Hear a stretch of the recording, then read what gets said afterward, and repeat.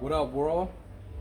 Peace, kings and queens. I'm Z, And I'm T, and we are the the Black Black Zimmermans. Zimmermans. Hey, on this topic of discussion for today, we're going to talk about realizing the realism of marriage. Start us off, babe. So, there are phases that marriages go through, and there's a lot of expectation that one should be at a certain place by a certain time or a certain year within a marriage, and that's just not true.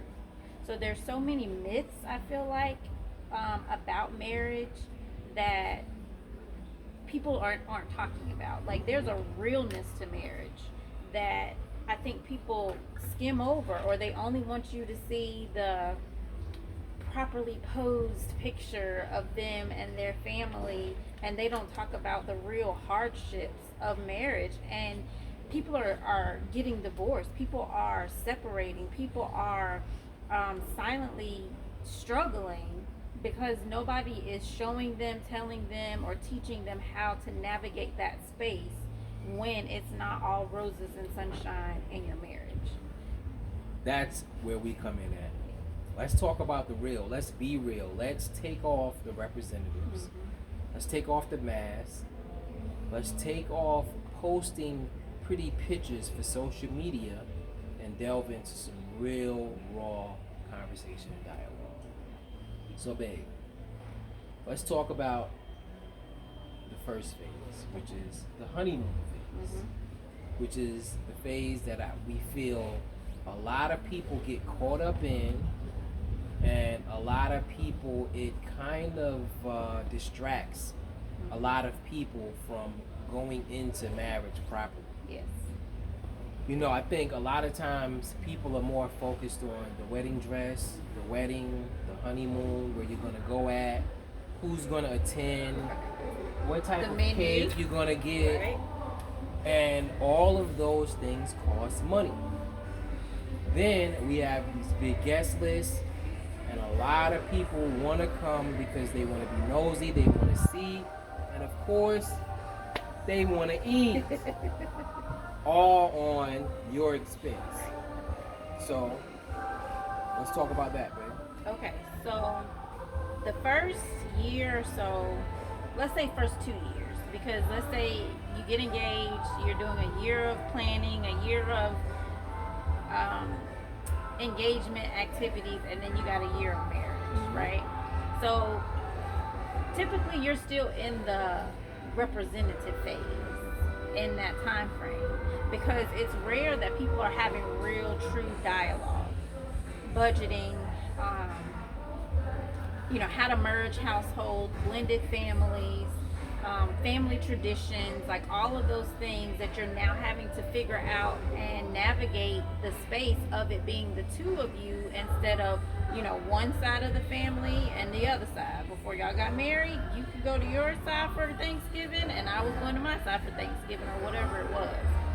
So you're coming together. Which is why marriage counseling is so very important. Premarital. Which most people don't do. Premarital counseling. Yes. And not the, 4 hours of counseling. Like, in one day. Right. If you're not having true sessions, hours at a time on all of those topics that Teal broke down, you're not having a thorough premarital preparation to go into something lifelong, that if you're not prepared for it, you're going to be torn apart very quickly, because that's what the world is designed to do. So we recommend at least 6 to 12 weeks of premarital counseling, just depending on the dynamic of your relationship, how long you've been together, all of those things. But at least 6 weeks of one-on-one time with your partner and a trained, intuitive, experienced, spiritual, not religious. right, intuitive counselor. Yes. Okay, so you go through the first few years. It's still that, like Chris said, the honeymoon phase. No one's arguing. It's just yes, yes, babe, that phase, right? But then you shift because now familiarity has set Now those real things Yeah. that you have to deal with set in. in. Yes. So things start to shift. Bills start to come up. Family issues start to arise. And it's not just getting together for leisure. It's having to figure real life out together now. And that usually happens around year 3 to year 5. And that's when a lot of times people start facing the real trials and tribulations of marriage that if you're not prepared for, you're going to be tested in those years. And Lord, if you throw a baby in there Yeah. within the first 5 years of your marriage, I'm not going to say it can't work because obviously we have seen millions of people For do sure. it. But it's not as smooth as it's presented when that happens because you're still trying to navigate the space of learning the two of you, and now you have a whole person that is dependent upon you. At least your spouse can fend for themselves if they needed to. Yeah. Now you have a total person that is solely dependent upon you, financially, physically, spiritually, all of those things. So let's talk about it just if the children are not a part of the equation at this point. So like Chris said, year 3, year 5, some realness really starts to happen, and there are conversations, levels of conversations that should be happening along the way to make sure that when those obstacles come, you've already created the environment that's open for you all to share your thoughts, your feelings, situations, options, everything. With that being said, we've been counseling, doing premarital for some years now. We kind of had to, step out and expand because it's the difference, as I was saying, between spiritual and religious. It's a difference between being all encompassing and realistic instead of, what you've been programmed to believe. And especially with the world that we live in today, there's all types of love styles, forms, people and their preferences. So you're going to have to address these things. And with that, you have to have vulnerable, real, raw, effective communication. There has to be some transparency, some real, raw truth. You have to be honest with your spouse because what we're seeing is people getting divorced within 5 to 10 years, to 12 years. Even sometimes people are spending 20 to 25 years together and then getting divorced at that point. So you got to ask yourself, what is it? Like, what are some of the things, what are the most common things people are getting divorced for? Finances, family issues, infidelity. Yeah. Right. You see what I'm saying? And I just think it's a lot of those things, if put on the table initially, it would save a lot of heartbreak, it would save a lot of hurt, and it would save a lot of marriages. What we've also seen as well is, okay, so you're in year 3, year 5, sometimes year 7, right? And you've changed and your mate has changed. But people had the expectation that you're supposed to stay the same, and the only constant in the universe is change. So they're looking and still expecting their partner to be the same, act the same, respond the same, treat them the same, but they're completely different.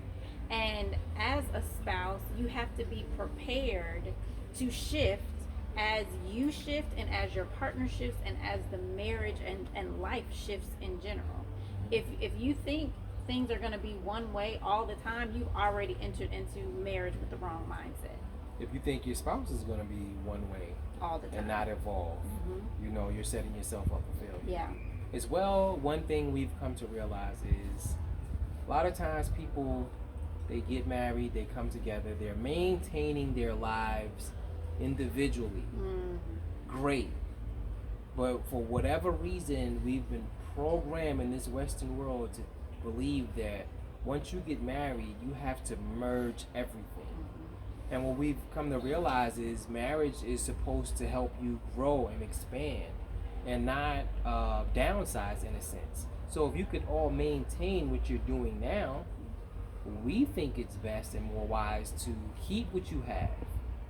And now you own that together, but you still have your perspective places to go, have your individual time, and that is what causes a lot of problems in marriage. People think you have to do everything together, and yes, you are two becoming one, you're a collective now, but you're still individuals that need individual time and your alone time and peace to just sort things out. Yes. So keep your own spots and expand and grow together, but still have your own spaces to still be an individual and have alone time. Right. It'll save your marriage. It will work wonders. And just in case things don't work out, it's not too hard for anybody to just still continue to live their life how they've been doing it. And there's no magic blueprint to marriage. If somebody tells you that, they're lying. Yeah. There is no one cookie cutter way. Mm-hmm. There's no really right or wrong way. Find out what works for you. Yes, it's the union that creates what's right, wrong, good, bad within your union. No one can tell you that. Right. So that's the first thing. The second thing is, with there not being a blueprint, you make it what you want it to be. Like, you don't have to be confined to one household or one car or one location. Like, there's no restrictions. Let me say that again. There's no restrictions in marriage. Marriage shouldn't be about restrictions. It should be about freedom. Yes. You have a partner now to do things with, to support you. And you don't have to now do it alone, even when you need to do certain things alone. Right. So that's how we look at our marriage. It's a partnership. You know, it's a safe haven. It's, you know, a support system. And with that, you should be able to do anything. But a lot of times we see where a lot of times people get married and then they inherit the insecurities and the restrictions and the fears and the doubts of others, of their spouse. And they suffer within that marriage. And instead of having freedom and, you know, being encouraged to be, a lot of times people are, you know, pigeonholed. You know, they're restricted and they begin to die inside, you know. Or infidelity happens because